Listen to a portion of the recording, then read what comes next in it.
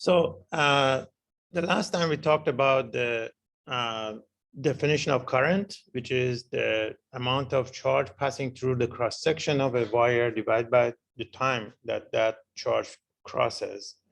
And the unit of that is coulomb per second, and it is called an amp. And then we talked about the Ohm's law relationship between the voltage across a resistor and the current through the resistor and the resistance of the resistor. So V equals to Ri is called Ohm's law, and the unit of resistance is volt per amp, which is called O, and it's denoted by Greek capital letter omega. And then we define current density to be the current through a wire divided by cross-sectional area if the current density is constant. But then if it is not constant, then current total will be integral over the surface of J dot dA, which is similar to integral E dot dA, but it is not a closed surface here.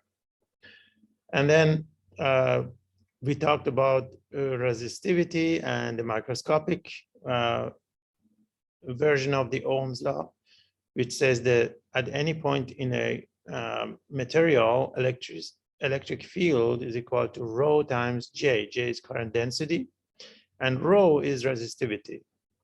That is the characteristic of the material, how easily the electrons can move in the material. For conductors, resistivity is very low. For insulators, resistivity is very high. Unit of resistivity is ohm meter that we derived from unit of the electric field and unit of the current density.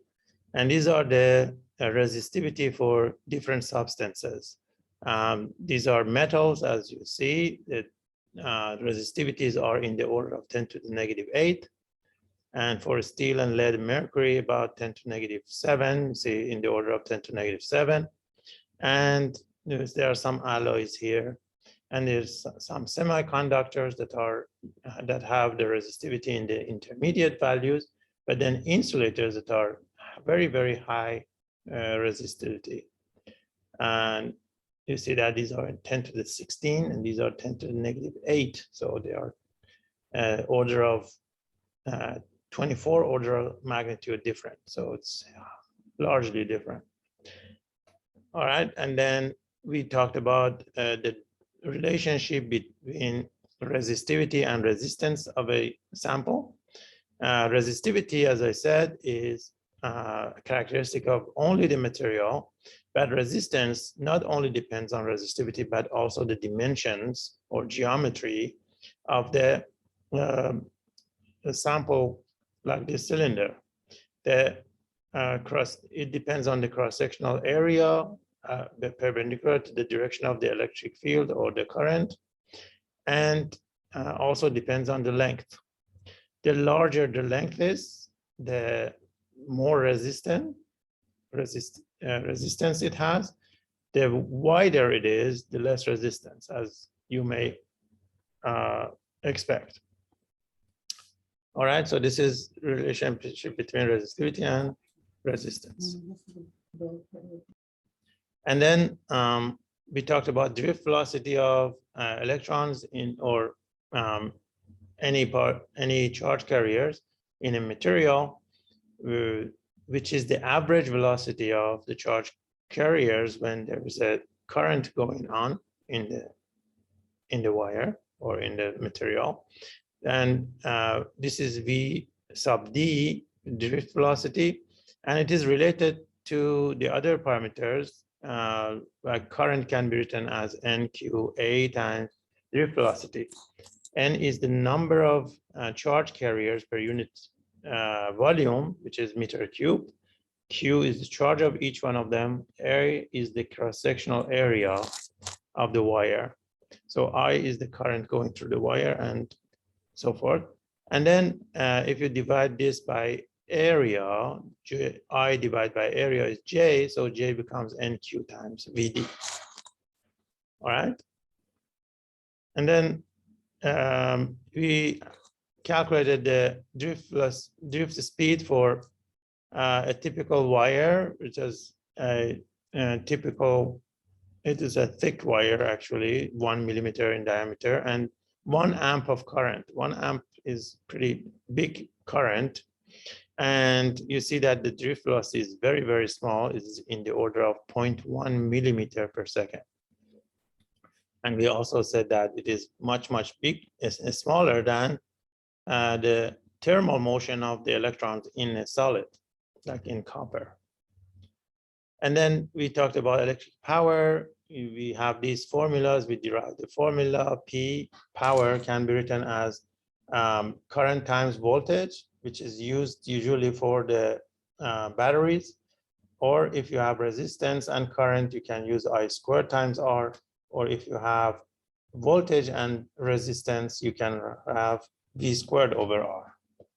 And this power output for batteries becomes IV. If a battery is getting charged, the power output is negative, means that it's taking energy from the circuit. And then we said that also the resistance depends on the temperature. With this relationship, R minus R naught equal to R naught alpha, T minus T naught. Alpha here is the temperature coefficient of resistivity. It is different for different material, and we have a table of this alpha for different material. For example, for copper is this number 0.00393, means that for every degree temperature, this the resistance relatively changes by this much, means this fraction. Basically, alpha is, for 1 degree change in temperature, R minus R naught divided by R naught means that the relative change in the resistance is that much, or 0.3%, 0.4%, basically. For every degree Celsius, it changes by 0.4%. And that is because the resistivity, in fact, changes. This resistivity relationship is exactly like that. So that's why resistance or resistivity are related to the temperature. And then we did a couple of examples like this. I'm not going to go over it right now. We did this, and then we go to the next example here. So here it says a 100 watt light bulb is plugged into a standard 120 volt outlet. How much does it cost per 30-day month to leave the light turned on continuously? Assume electrical energy cost of 20 cents per kilowatt hour, which is what it is in fact on average in California. During the day it is 17 cents per kilowatt hour. During the night is 17, and during the day is 23. So average is about 20. Of course, there's more peak. There's more low cost time than high cost, but anyway, it's around that point. How do we do this? How much does it cost to leave a 100 watt light bulb on for 30 days? So this refers to power. Remember, power was, you can write in general, power is the energy divided by time. So energy divided by time. So this is the energy you pay for, kilowatt hour. And here we have this P, the power is in watts. Kilowatt means 1,000 watt. And if you multiply the kilowatt by this length of time, or watt times second, you get 1 joule, right? 1 watt times 1 second is 1 joule. And then 1 kilowatt times 1 hour, you can write E equal to P times T. In kilowatt hours, it will be 1,000 watts. What am I doing? I want to find what kilowatt hour is. Kilowatt is 1,000 watts times the hour, which is 3,600 seconds, right? So you see, watt second is a joule. So this is 3.6 times 10 to the 6th joule. So 1 kilowatt hour is equal to 3.6 times 10 to the 6th joule. All right. So if you want to convert kilowatt hour to joule, you can use this. But then we want to see how many joules of energy this light bulb for 30 days is using. All right. So the wattage is 100. You can write in kilowatt because we want kilowatt hour. So energy, again, is P times T. The power is 0.1 kilowatt, means 100 watt. And the time is 30 days, right? So you can convert 30 days to hours, see how many hours that is, or you can convert to second if you want. But because we have the cost per kilowatt hour, we figure out how much is the energy used in kilowatt hour. So I want to convert that to hour. So we say that we have 24 hours per day. So now the days cancel. So you get 0.1 times 30, 3 times 24, 3 times 24 kilowatt hour. All right. So 3 times 24 is 72, right? 72 kilowatt hour.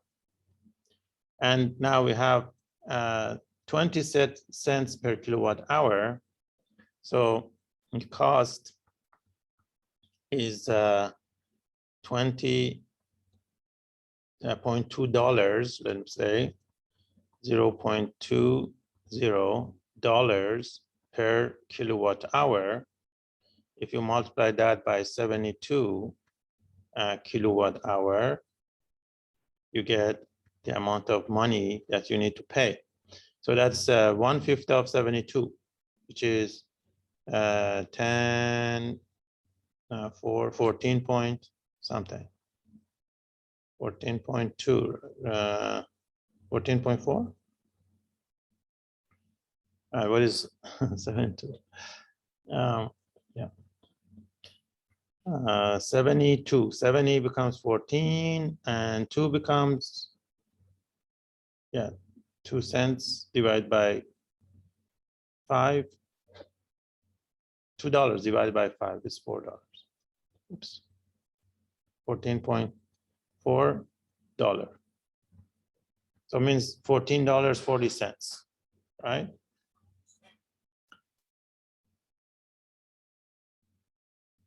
$14.40 is the cost of the light bulb if you leave it on for 1 month. That's a lot of money for just a light bulb. Any questions so far? And it says, what is the resistance of the bulb? So we have the power, P, you can write in terms of resistance and the voltage. So P equals to V times I. V times I, of course, but you can, because you want resistance, you can write V squared over R. We said that there are three formulas, V times I, or you can write I squared R. or you can write V squared over R. But here we have the power, we have the voltage, we want to find R, so we use the third one. P is equal to V squared over R. Therefore, R is V squared over P. So that will be 120 volts squared over 100 watts. So the result will be in ohms, and then 120 becomes 144 with 2 zeros, divided by 100 will be 144 ohms. So the resistance of the bulb is 144 ohm. What is the current in the bulb? And you can use this one to find the current. Current is P divided by V. P is 100 watts divided by V, which is 120 volts. So that will be 10 over 12, or 1 over 1.2, which is 0.83, right? 0.833 amps, right? Any questions? Very simple problem. All right. So this one says a beam of 16 mega electron volt deuteron from a cyclotron strikes a copper block. The beam is equivalent to current of 15 milliamps. At what rate do deuterons strike the block, and how many deuterons are in any 20 centimeter length of the beam?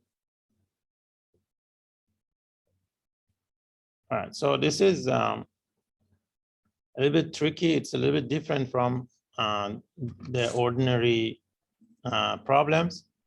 So we have these beam of deuterons that have the particles that are moving in it at speed v are deuterons. You know deuterons? Who knows what deuteron is?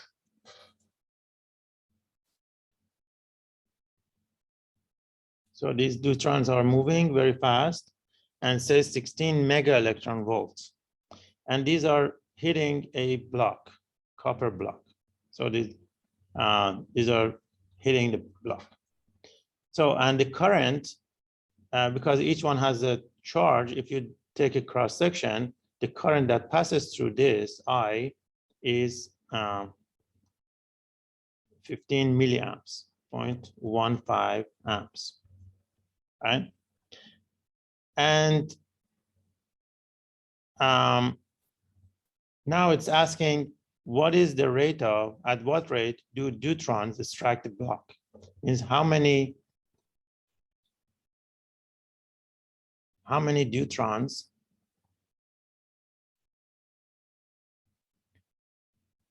hit the block per second, right? So this is the first question. So how do we do that? This I says 0.15 amps, right? We want to see how many, this is N, the number of deuterons hitting the block per unit time, N over T. So if it is 0.15 amps, with it, sorry, 15 milliamp has one more zero, sorry, my bad. 15 milliamp means 0.015 amp. So if 15 milliamps is the current, means that for every second, there are 15 millicoulombs of charge hitting the block. And then how many, so in 1 second, 15 millicoulomb of charge hit the block. So we want to see how many deuterons is that. A deuteron is like this: one proton, which has a positive charge, and one neutron. So it is like a nucleus of hydrogen with an extra deuteron, a proton and neutron. Proton and neutron. Okay, so the charge of each deuteron is the same as the charge of a proton, which is the same as charge of electron. So if you have 15 millicoulomb, which is times 10 to the negative 3 coulomb, equals to n times the charge of a proton. So n becomes this charge, 15 times 10 to the negative 3, divided by 1.6 times 10 to the negative 19. A huge number. So how much is that? My calculator. So you can calculate that. 10 to the negative 19 can come up, and 10 becomes 10 to the 19 minus 3, 10 to the 16. But 15 divided by 16 becomes 0.9375. So this is 0.93 or 0.94 if you wish. 0.94 times 10 to the 16. So the answer to this is 9.4 times 10 to the 15. I think this is a light year in kilometers or something, or in meters. All right, so this is deuterons.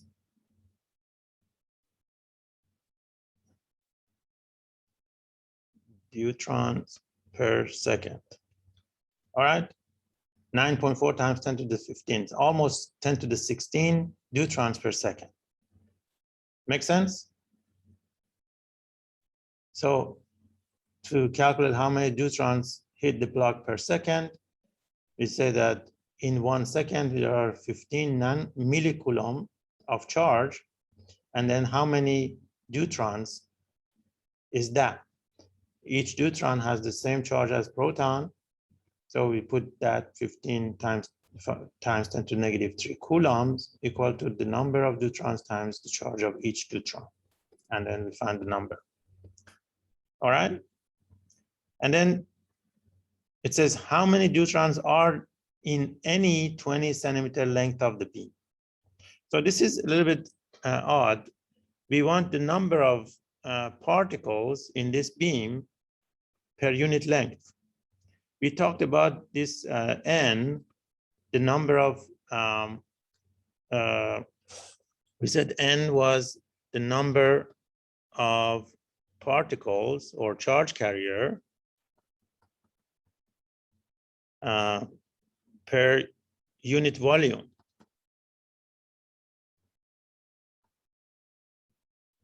Right? But if you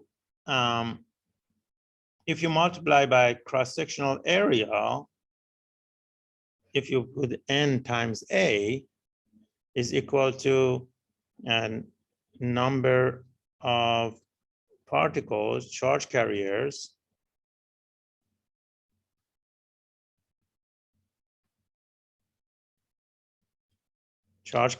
per volume. If you do area over volume, becomes 1 over the length of the length, right? Because the volume can be written as length times the area, right? If you multiply by the area, this area cancels, what you get is length. All right, so basically we want to find n times a, with number of particles per unit length, which in meters, per unit meter, per meter of the length of the beam. All right, how do we find NA? We have formula I is equal to NQA times VD. So if you want to find NA, becomes I divided by Q times drift velocity. All right, so what is drift velocity here? Any ideas?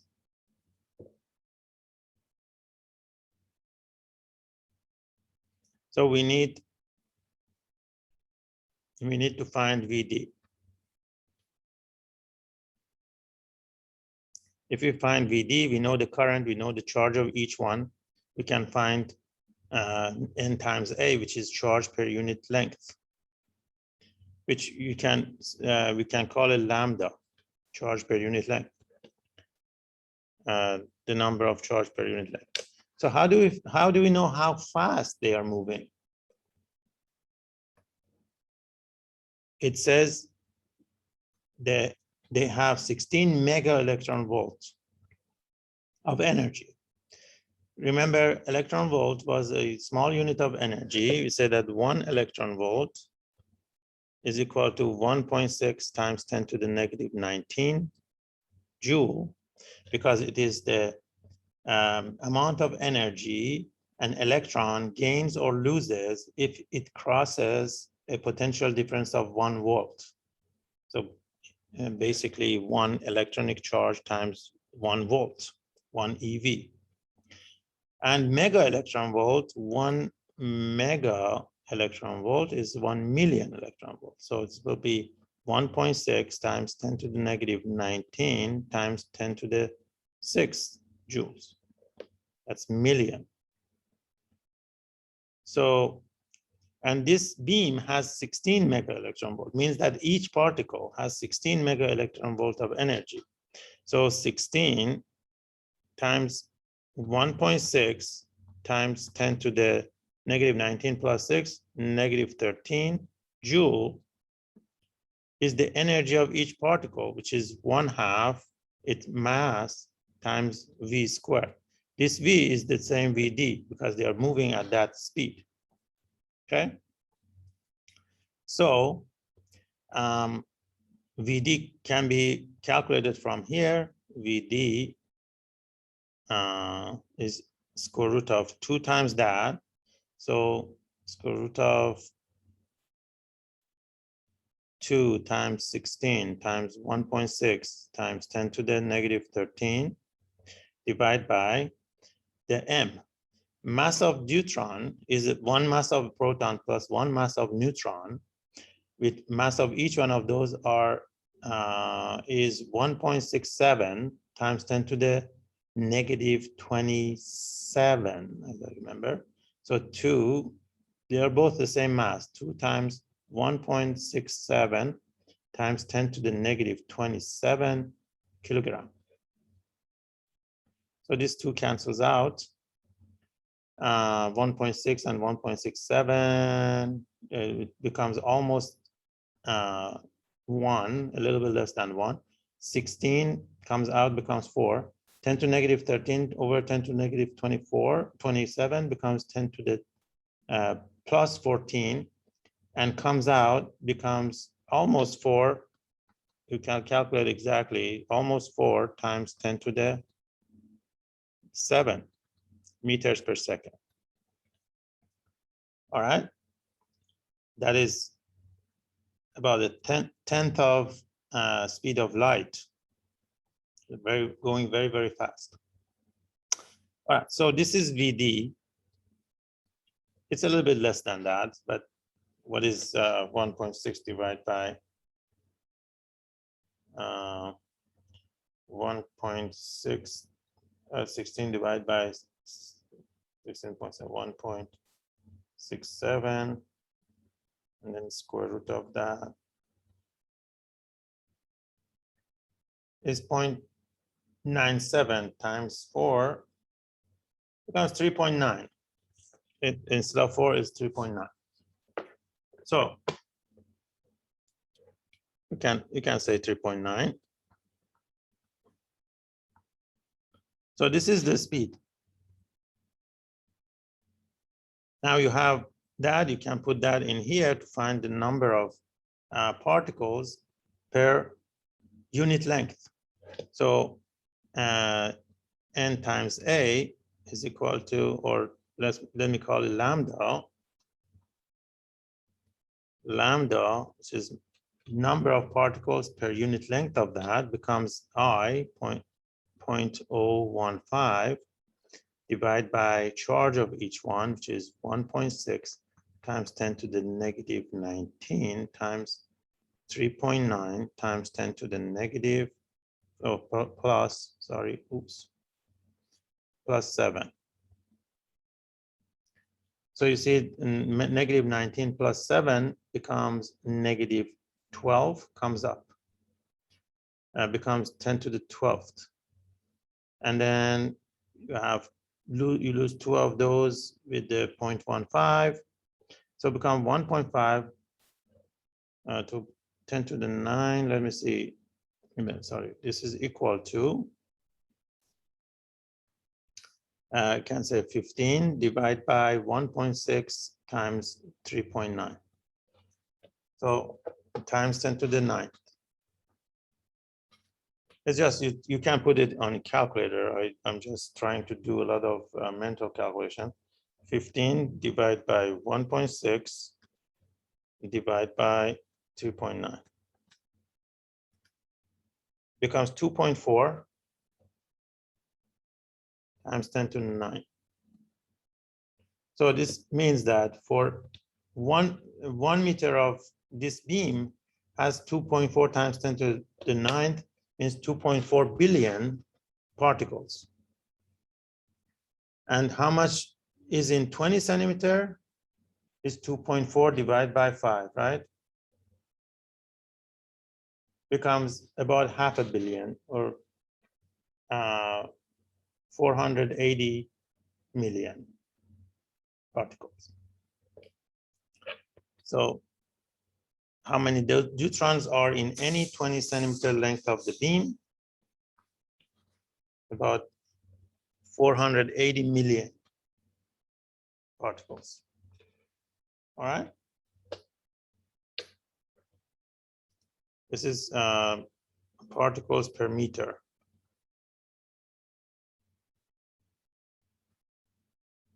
So in 20 centimeters is 1/5 of that. Any questions?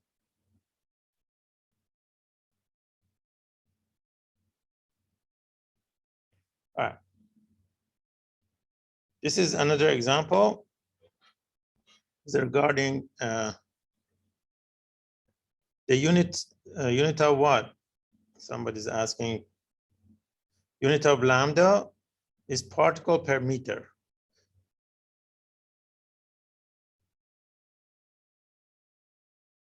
Lambda is number of particles per meter, is the same as n. N is number of particles per unit volume per meter cubed. But when you multiply by cross-sectional area, which we don't know, is number of particles per unit length of the beam. All right. All right. So let's go to this one. Swimming during a storm. Figure shows a swimmer at distance d equal to 35 meters from a lightning strike to the water. Of course, remember, so if you are here, the lightning doesn't hit here, it hits you because you are the pointy object here. But anyway, suppose it hits water at that point, 35 meters from you, with current I equal to 78 kiloamp. It's huge amount of current, 78,000 amps. The water has resistivity rho 30 ohm meter. The width of the swimmer along a radial line means that this person is probably has a shoulder. I'm doing like that. The width of the person is delta R, 70 centimeter. Of course, not the length of the head, but this is the length of the shoulder. It's 70 centimeter, and his resistance across that width is 4 kilo. So it has a resistance of 4 kilo ohm.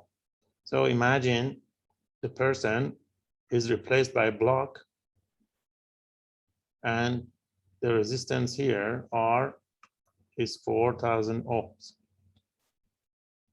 And assume that the current spreads uniformly through the water over a hemisphere centered on the strike point.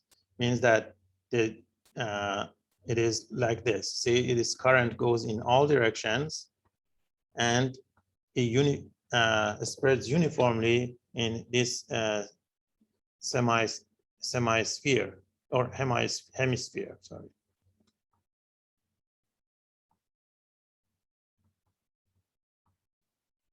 Of radius 35 meters, right? The distance is the radius of this. All right. Centered on the strike point. What is the current through the swimmer? We want to see how much current goes through the swimmer's body. Of course, you see the resistivity of water is much smaller than resistivity of the person. So in order to calculate the current through the person, we need to find the potential difference across the body of the person, right? Potential difference across this body from here to here, right? So, any ideas how to do this? These questions are a little bit unorthodox. It's a little bit different. That's why I'm doing it myself, because I don't know how long it would take if I ask you to figure it out. Any ideas?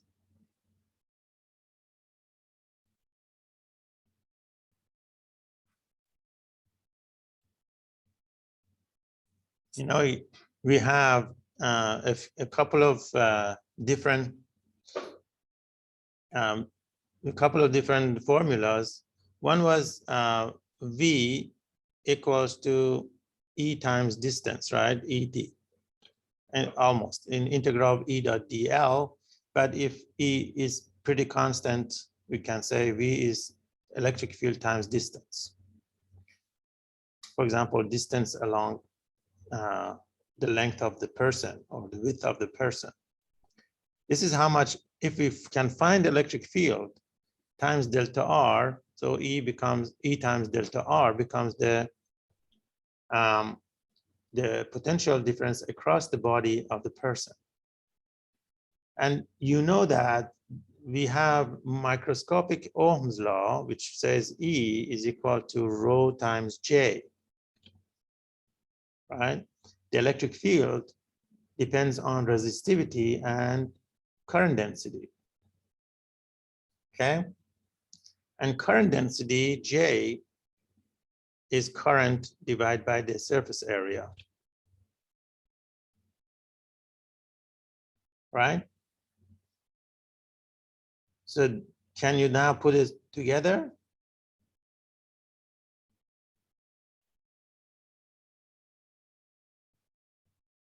So this current comes and spreads over this hemisphere. So you can have a current density around the person. The current density times the resistivity of the water gives you the electric field, right? The electric field times distance gives you the voltage, and the current is voltage divided by resistance from Ohm's law. All right. So the current spreads, and because there is current density, there is electric field, and there creates electric field from one side of the person to the other side. And then that gives you a current density. Current density gives you the voltage. So V is E times D. Again, let me start here. I is V over R. V is electric field times D over R. And then, which is delta, let me see, instead of del D, I write delta R. And what is E is rho times J. So delta R, rho J over R. And J is I over this I. This is the I here. We want to find this I. Let me call it little I. The current that goes through this person. Don't mix it, don't confuse it with that I. So J is I divided by A.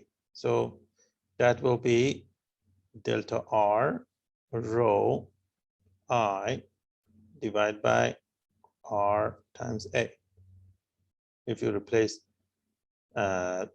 J by A. So the current will be delta R, which is 0.7 meters,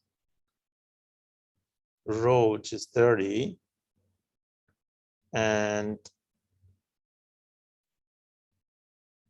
meter. And then what else?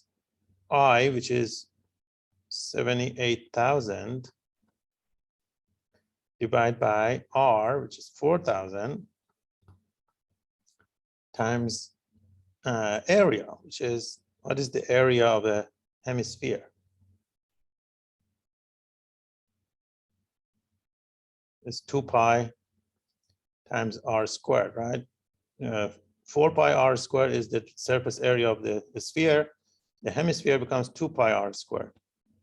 2 pi times 35 squared. So you see 3 zeros cancel here. And then you calculate the rest. So that's 21 times 78, 21. This 0.7 times 30 becomes 21 times 78 divided by 8 pi times 35 squared. So how much is that? 21 times 78. 8 divided by pi.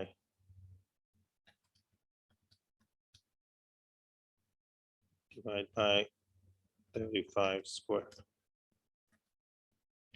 So it becomes 0.053. So I becomes 0.053 2 amps, or 53 milliamps.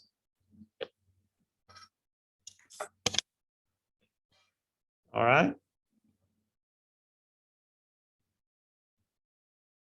Any questions? So this is the reason if you are very close, for example, to a tree. So if there is a tree, let me draw a tree with the trunk here, and then it gets struck by lightning, and then the current goes here.